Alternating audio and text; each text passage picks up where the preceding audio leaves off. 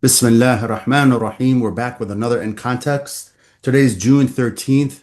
We're going to start today we're going to go back in time a week. I think a good event to start with is Iran's response to the Israeli bombing of Beirut and Lebanon, the South in particular, and Beirut in particular. Analysts are calling this the first time Iran used their power, quote unquote, or the power that they still have to send a message that, you know what, we're going to protect Hezbollah directly rather than just feed them weapons. I think that's a good place to start. You agree? Yes. So let's review what's going on. Israel claims that it's waging war in Hezbollah. The Western media repeat that claim. To begin with, this is false nonsense. Israel is decimating Lebanon, not Hezbollah. So the villages that Israel razed to the ground in the Gaza style are villages in southern Lebanon. Some of them are allied with Hezbollah, some of them are not allied with Hezbollah. What we call demilitarized zones, the new colonized area, Israeli colonized area in Lebanon, has both Muslims, Christians, and Druze communities. Some of what they destroyed were churches, actually, and that created backlash. And the Zionist minister who works as ambassador of the U.S. to Israel came yesterday saying that Israel loves Christianity. That's why they destroy churches. Anyway, that nonsense aside, to begin with, this label is not true, first. Second, actually, the Israeli government explicitly says that its goal is to demilitarize Lebanon, not Hezbollah, not Lebanon southern of the Litani River, which is about 20 kilometers from the border, not Lebanon southern the Zahrani River, which is about 40 miles from the Israeli border. All of Lebanon. Demilitarizing Lebanon means that Israel exercises military and security control over Lebanon. That is not meant in itself. Israel has already existing political allies in Lebanon. That means that Israel exercises power and control over Lebanon. It means that Lebanon becomes, in 10 years, the next West Bank. The interesting piece to observe is the Lebanese government is actually allied with Israel in that endeavor. So the Lebanese government went to Washington while Israel was bombing and decimating the South to extend the non-existent ceasefire and to say that no, Iran should not interfere. We and Israel are buddies and we're going to figure our problems with each other. We don't need Iran to interfere between us. Actually, what they agreed on in Washington is, in effect, Israel will destroy the South and will withdraw from the places that it decimated and give it over to the Lebanese army to maintain the state of destruction and Israeli domination. An unarmed Lebanese army. Problem is, when the Lebanese army went to take over one of these the first of these villages, they went and killed the Lebanese brigadier general in charge of it. I saw that. It is, dealing with the Israelis is a fool's errand. But actually, the commentary here is about the Lebanese government that does not protect the population it claims to protect. Actually, it allies itself with those who are killing it, and in the end gets bombed and killed for its efforts, for its trouble. No, that aside, what Israel did by bombing the Beirut was saying, well, we do not accept Iran's assertion that it has something to do with Lebanon. We do not accept Iran's assertion that there is a relationship between the war we fought with it and the peace we are trying to reach with it and what's happening in Lebanon. The U.S. did not mind the Israeli attack. Actually, although the U.S. claimed that it was not consulted and it happened without the consultation, that was not true. News came out saying that the Israelis told them. Even if news didn't come out, the U.S. is all over Israel. Nothing happens in Israel without the U.S. knowing beforehand. So this is complete nonsense. And the Israeli government made very clear a couple of days ahead that it's going to bomb Beirut. So it wasn't a secret. So this is complete nonsense. What is true is the U.S. doesn't mind Israel trying to invade Lebanon, trying to destroy Lebanon. However, this is not a vital national interest of the U.S. So it also doesn't mind negotiating over that with Iran. However, it would allow Israel to try to negotiate back through cheating. So the U.S., just like they did when they declared the first ceasefire, is willing to promise Iran to cease fire in Lebanon, but it's quite happy for Israel to break the promise with its knowledge, to see if they can negotiate through cheating and force Iran to accept a ceasefire in the Gulf, but not in Lebanon. What Iran did is call this U.S. bluff by bombing Israel, by saying, okay, we're not playing this game. Okay, this is exactly the same dance that happened when they stopped the war. When they stopped the war, the U.S. promised to stop the Israeli attacks on Lebanon, including Beirut. Then they didn't. So the Iranians refused to go to the meetings in Islamabad until they stopped the attacks on Beirut. And when they stopped the attacks on Beirut, they started the meetings. So what that meant in effect is Iran got half a loaf. Israel can keep killing in the south, but not in Beirut. Israel was trying to walk that back. And the Iranians told them not so fast. And the interesting piece, the US had to pay a bribe to Iran to get it to stop the fight with Israel. What do you mean by that? Literally a bribe. The UAE paid Iran $3 billion. $3 billion. This was not UAE money. This was Iranian money that was stolen by the US and frozen in the UAE. The news came out, and it was unconfirmed news, but actually it was supported by the fact that indeed before the attacks back and forth between Israel and Iran stopped, UAE government and Abu Dhabi government aeroplane flew from Abu Dhabi to Tehran, spent 1 hour, came back while the attacks was going back and forth, which is unusual.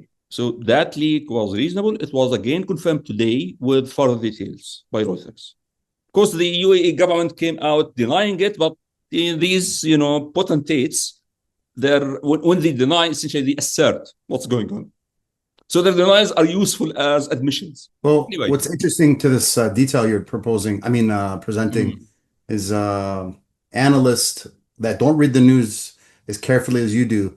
They're attributing this quote unquote bribe not to the United States, not to the bombing, but rather they're looking at Iranian targets, like they're hitting Kuwait, they're hitting Qatar, but they're not hitting UAE. So they're speculating, well, that money was paid so they don't hit us.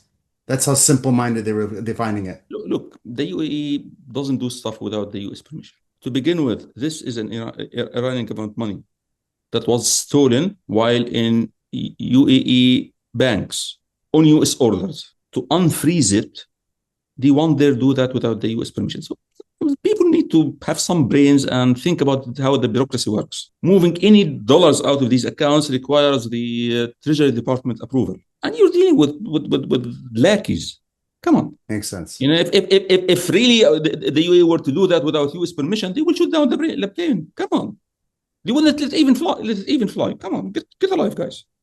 This is not how the world works. The problem is, if you don't put things in context, as I keep saying, then you don't see it. If you don't realize that this happened while there was actually ongoing attacks. So planes weren't flying over Iran. And this official UAE government, this was not a civilian plane, flies alone to Tehran and come back. I says 1 hour. Well, come on. Well, a leak in some report is not evidence, but this is physical evidence to confirm it.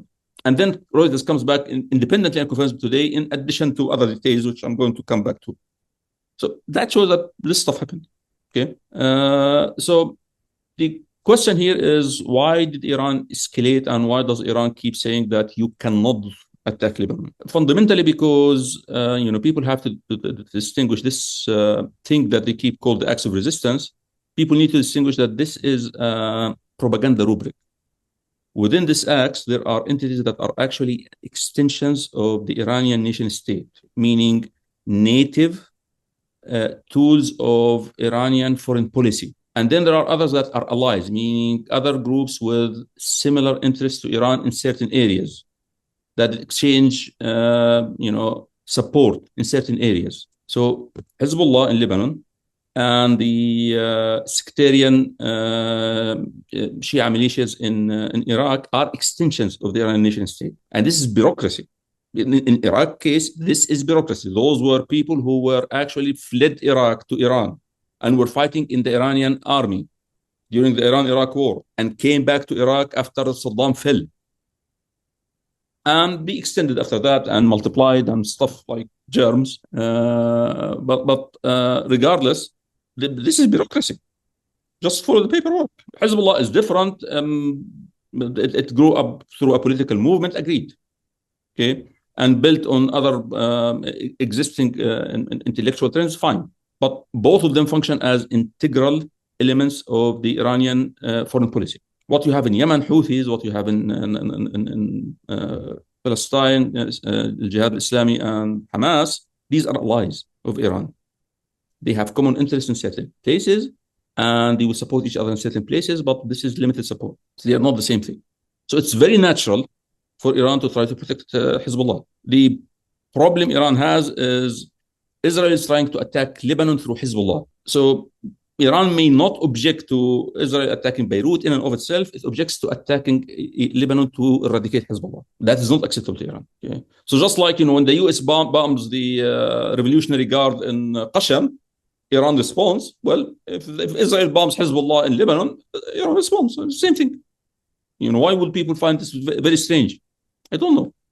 If you understand how the Iranian nation state operates, you would find that very natural, expected. Now, the interesting piece to make here is actually this is an expression of Iran extending its national interest. So states have more interest than resources. And as a result, they prioritize the most important interest than the least important. So, for example, if the US attacks Tehran, it's different than if the US attacks Qasham Island far away in the middle of Gulf. Okay. And similarly, if it attacks Hezbollah, it's different than attacking the core of the Revolutionary Guard in Tehran. So the fact that Iran is willing to take military action for something significantly low on the list of priorities, actually it's an expression of Iran feeling extended abilities. It's not that Hezbollah is not an interest, has always been an interest. But it's not as important, for example, as the core of the Revolutionary Guard or the core of of the political establishment. Okay, so the fact that they are extending their definition of what national interests they are willing to take action on actually represents determination on the part of the Iranian nation state that they are in a good position to extend the list of core interests they are willing to defend. Makes sense. And that is worth taking stock of. Okay, that brings us to today. Or this present time. We now have, I think, an agreement. Okay. This, the flare up in Lebanon actually is related to what's happening today, meaning Israel, as a part of the negotiations, Israel was asserting that the agreement should not include Lebanon. And Israel was asserting that because an agreement was about to happen. That's the reason they pushed back. And the US did not mind Israel pushing back, meaning if you guys can get it, okay, you're welcome to it. But if you can't get it, we are not going to jeopardize the agreement for that. I think there is an agreement in the offing and it's going to be signed within a few days. The evidence to this you can see in the military flare-ups that Trump had over the last few days. So what Trump is trying to do is to create a veneer of victory over an actual loss. The agreement he is going to sign with Iran is worse than the agreement Obama signed with Iran. He has been aware of this for about 2 months now. And that's why every other day he attacks Obama. That's his way of compensating. The money Abu Dhabi released to Iran, according to this Reuters report and other reports, are part of other monies that Abu Dhabi and Qatar are going to release to Iran before as a part of the agreement. So Trump keeps saying, and his minions like that thing, J.D. Vance, keep saying that we're not going to give them any money because we are not Bush. Bush gave them $3 billion in cash. We're not going to give them anything. Iran says we're not going to go into actual implementation of the agreement until the US pays us half of the money it stole from us, which is about $12 billion. And it appears now that the way this is going to happen is the US is not going to pay them. It's going to let the UAE and Qatar pay them. And some part of the payment is going to take the shape of, it seems, that's the Reuters report today, of a Qatari loan, which is, Qatar has frozen money for Iran. So it turns around and gives Iran a loan, but it already has frozen money. So it's really, play on words. An accounting game. Yeah, counting game. That's better. Yeah. So it looks like Iran is getting money, and Iran is getting control over the Strait of Hormuz. This is going to be, it appears going to be done. I'm talking about trying to essentially separate the wheat from the chaff, meaning in the noise of the media. So it looks like it's going to get control of the Strait of Hormuz, but it's going to be under a cover, two covers actually. First, Iran is saying, no, we're not going to charge tolls because tolls seem to be obscene. We're going to charge fees. Actually, as far as Iran is concerned, they might be willing to charge 1 cent. Now, for propagandistic reasons, they say we're going to charge a lot of money because we're going to get them to pay for the damage they did to us, all kinds of nonsense like that. But what Iran is after really is a political card to prevent a recurrence of the American betrayal. And Iran has figured that the Strait of Hormuz is a very good political card. And they want this political card to be approved. So what they want really approved is Iran's right to regulate the state, because if it has the right to regulate the state, it has the right to close it. So it's not really the money, it's the fact that they want to be able to control the state. The way I think it's going to be manufactured is Iran saying we're just charging fees and we're splitting them with Oman. One. Two, in the agreement will say that the safety of the Strait of Hormuz should be. By the way, Trump has taken to call it the strait, as in straight and narrow. The guy doesn't know how to spell, it seems. Anyway, back to our discussion. So it's going to say that the safety and navigation through the strait is a regional issue that should be negotiated between the Gulf states. Now, when Iran sits to negotiate with Kuwait and Bahrain, okay, what's going there now exactly? Nothing. Essentially, Iran gets what it wants. Okay, so that's about it. But it's going to be called collaborative regional agreement to guarantee the safety of naval transit through, or civilian transit through the strait. And it is possible that the Gulf states are going to get something that would not allow Iran to charge them an exorbitant fees to pass their own traffic. Possible. Well, these are details. I don't want to get into them. So it looks like Iran is getting something it didn't have, and something very valuable for it, because the US have been promising it to normalize its situation and to give it this and to give it that in return for services rendered, and has been reneging on its promises for more than 30 years. So, when the Iranians say, well, what they're saying is we want the money before we start anything, okay? Because they know that the US word in the best of days is not worth the paper it's sitting on. Yeah. And when you have Trump in charge, it's worse than paper. Anyway, the agreement seems to be made of two pieces. One piece, which is the real agreement, the memorandum of understanding, is, as I'm saying, Iran gets the state, Iran gets some of its money, and in return, it agrees to negotiate about nuclear issues, meaning it agrees to give Trump cover to appear that he achieved something. But even if you listen to the Iranian foreign minister yesterday, Arakji, he himself is saying, well, I'm not sure the second phase, which is negotiation over the nuclear issues, is going to get very far. I'm also not sure it's going to get anywhere. And if it gets anywhere, it will take several years, and it will end up with something like what they had with Obama. So the US lost this war. Iran won. However, I want to make clear that Iran won by the fact that the US could not defeat it, not by defeating the US. The Iranian state keeps making grandstanding propaganda about how they beaten the daylights out of the US. This is not true. The US is a huge monster. It is hard to dent them. It is true that Iranian attacks actually score direct hits on US bases, and the US lies and claims otherwise. Okay. However, these are attacks on less defended bases rather than their better defended bases. And the US has an archipelago of bases all over the world. We're dealing with a monster. It is also true that the US attacks on Iran are quite withering, and the damage it has caused in Iran is huge. So it is not that Iran won the war. It is that the US lost the war because it could not bring Iran to surrender. Okay. This Makes is sense. actually causing the Iranian government a problem of public opinion management because they feed the public opinion a lot of stories about how great we are and how much we have destroyed the US. And the public opinion says, so why are we agreeing to such a mediocre agreement? Yeah. Another example of this, for example, the Trump keeps, the last few days, as a part of his claim of victory, keeps claiming we have opened the Strait of Hormuz. Every day, all shipping is passing. Not true. Ships, the US organized ships to try to surreptitiously pass through the Strait of Hormuz at night while shutting down their transmission, identification, and lights. And every night, Iran attacks them. Sometimes these attacks hit some ships. Sometimes, most of the time, they fail.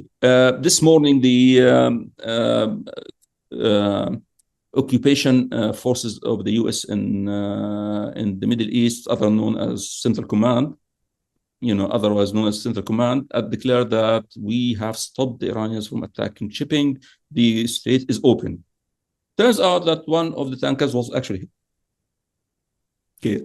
And that's an interesting observation. Usually, the U.S. colonial forces have been very jealous about protecting their credibility, so they wouldn't lie. They would do propaganda through misdirection and coloring of facts. But these days, under the stewardship of the orange clown, they are coming directly into lying, which is interesting observation. Yeah, like his 100 million gallons of fuel. Yeah, that's nonsense. How are we going to steal their oil? Well, he's not stealing Venezuela's oil, by the way. That's nonsense. What's happening is Venezuela is selling the oil.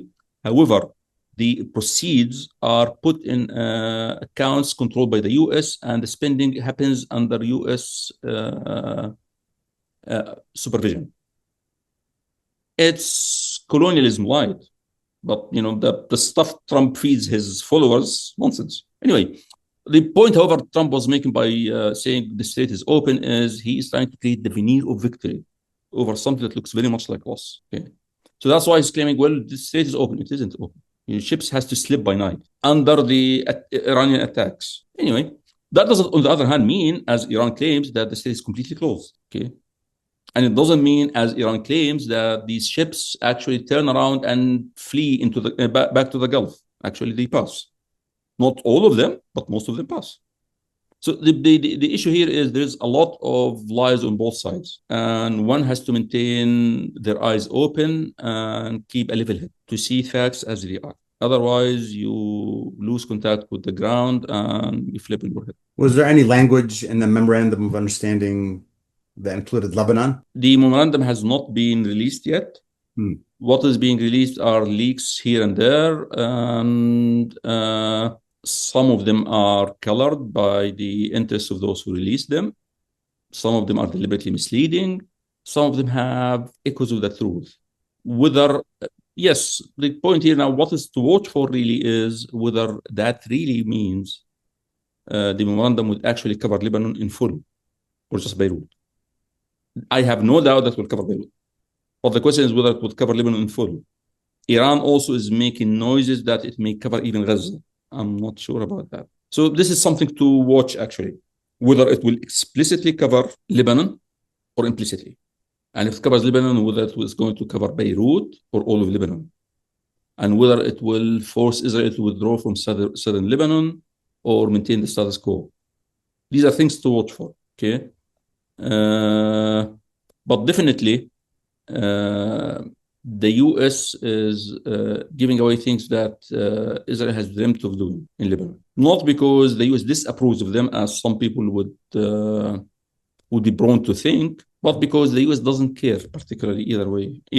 It was willing to give Israel a chance to try to steal them through that flare-up last week. But when that didn't work, it was also willing to give away some of it, if not all of it. We'll see. One last point, observation.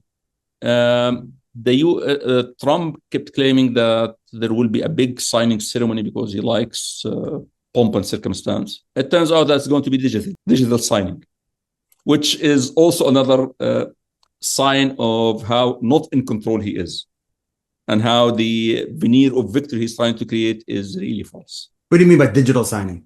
Meaning, Trump first said that might happen in Paris as a part of the G7. Then he said that might happen in Geneva. And finally, what they are saying now, the Pakistani government is saying, is it's going to be a digital signing ceremony in Islamabad. So both sides are going to sign by computer.